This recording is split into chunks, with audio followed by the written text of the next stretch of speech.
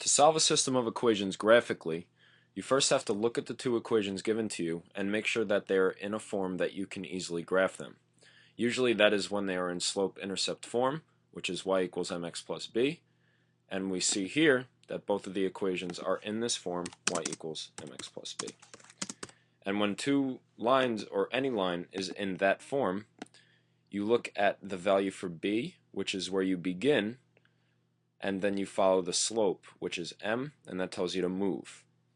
So let's first plot the points for y equals 3x plus 1. We should make sure our axes are labeled. Yes, that's a spray paint marker. You love it. Alright, and I'm going to use that to plot the points. So y equals 3x plus 1.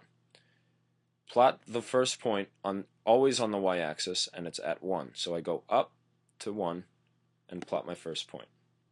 Now I follow the slope of 3. Remember, slope is always change in y over change in x. And when you have a whole number, you place it over 1.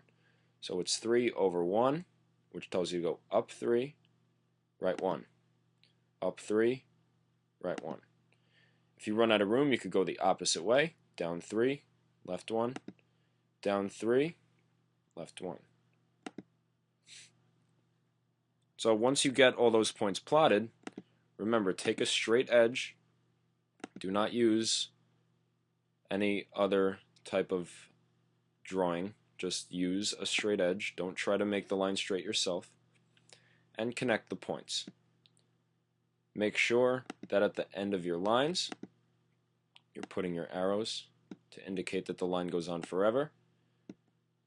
And then label the line somewhere with the original equation, which was y equals 3x plus 1.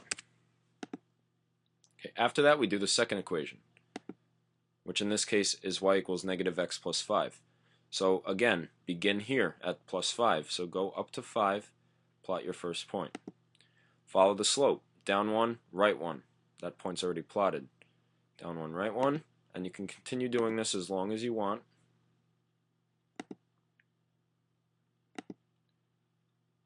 Remember, the slope was negative 1 over 1, so that tells you to go down and right. A negative slope is always down and to the right. And I could do this as many times as I want, but I'll stop. Connect the points. And then make sure you follow the small details. Arrows at the ends. Yours will be nicer than mine. And then make sure you label the lines somewhere with the original equation.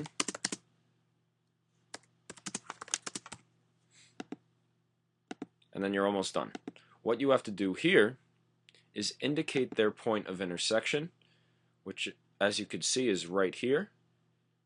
Put a circle around it. That's a little bit off. Here's the circle. That's the point of intersection.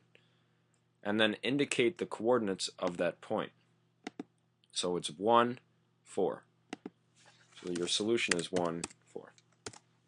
And just to make sure you did it right, you should always check algebraically. So first take y equals 3x plus 1 and check. The y value is 4.